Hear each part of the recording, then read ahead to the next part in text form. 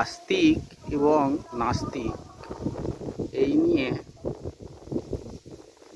বিতর্ক নতুন কিছু নয়। এটি দীর্ঘদিন ধরে চলছে এবং ভারতবর্ষে এর ধারা অতি প্রাচীন, সেটিও সকলে উল্লেখ করেছে। কিন্তু আস্তিক কাকে বলে, নাস্তিক কাকে বলে, এর সংজ্ঞা দিতে গিয়ে প্রচলিত ধারণা যারা ঈশ্বরে বিশ্বাস করেন তারা আস্তিক এবং যারা ঈশ্বরের অস্তিত্বে বিশ্বাস করেন না তারা নাস্তিক।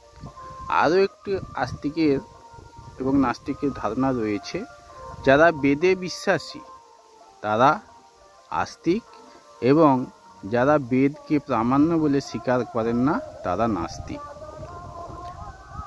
মূলত এইভাবেই একটা বিতর্ক চিরন্তন চলছে।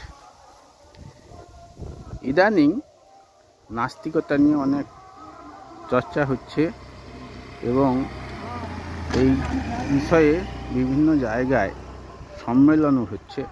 সম্প্রতি কলকাতাতে এই ধরনের একটি উচ্চমানের সম্মেলন হয়ে গেল। সেখানে বহু বিদ্বান এবং বুদ্ধিজীবী লোকেরা সমবেত হয়েছিলেন এবং খুব সুন্দর আলোচনা করেছেন। কিন্তু মূল বিষয়টা হচ্ছে, নাস্তিক যারা ঈশ্বরের অস্তিত্ব স্বীকার করেন না তারা মূলত ঈশ্বর কি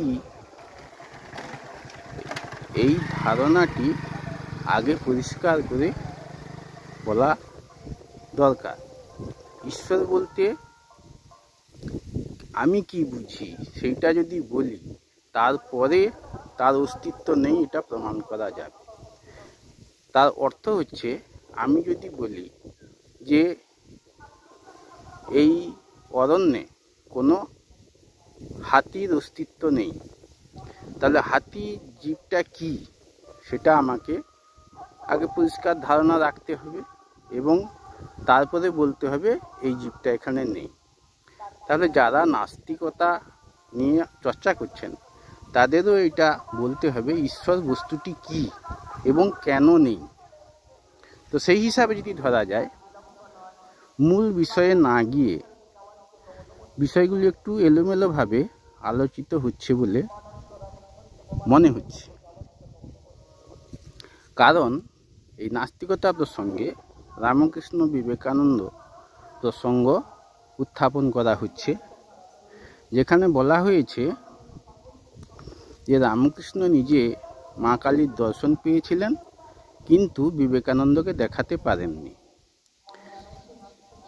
বলে রাখা ভালো, এই তত্ত্বটি বা এই তথ্যটি দিতে গেলে রামকৃষ্ণ বিবেকানন্দ সাহিত্য এবং তাদের জীবনী সম্যকভাবে পরিচিত হওয়া দরকার। রামকৃষ্ণ কি দর্শন করেছিলেন এবং বিবেকানন্দকে কি দর্শন করাতে পারেননি সে বিষয়ে এইভাবে মন্তব্য করা যায় না। রামকৃষ্ণ যা দর্শন করেছিলেন, যা উপলব্ধি করেছিলেন, অবশ্যই বিবেকানন্দকে তা দর্শন এবং উপলব্ধি করাতে পেরেছিলেন এবং সেটি স্বামী বিবেকানন্দও অস্বীকার করেননি, যার ফলে তিনি তার বার্তাবহ হয়েছিলেন। এবং শুধু বিবেকানন্দ নয়, আরও যারা রামকৃষ্ণের অনুরাগী এবং তার ভক্ত বা শিষ্য হয়েছিলেন তাদের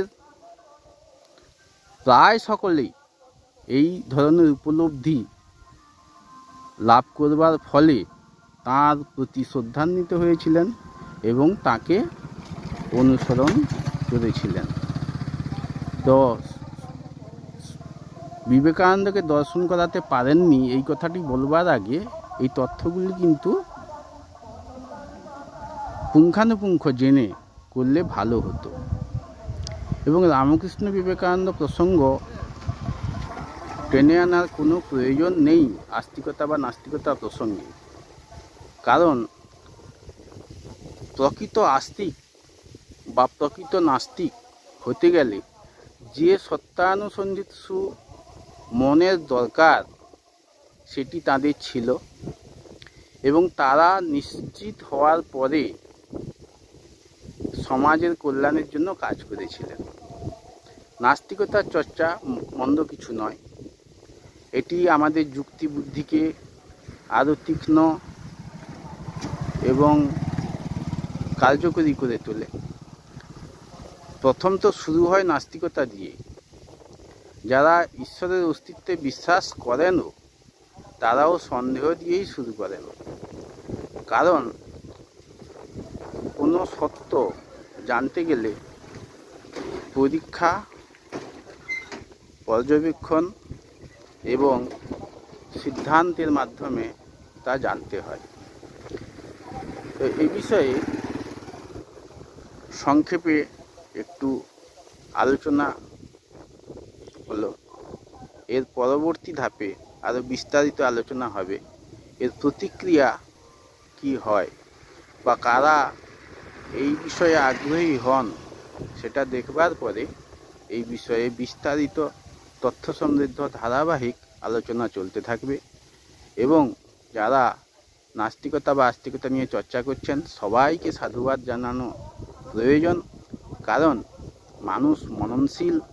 তার এই মননশীলতা প্রমাণের জন্য বিভিন্ন বিষয়ের চর্চা এবং যুক্তি বিচার প্রয়োজন। ধন্যবাদ।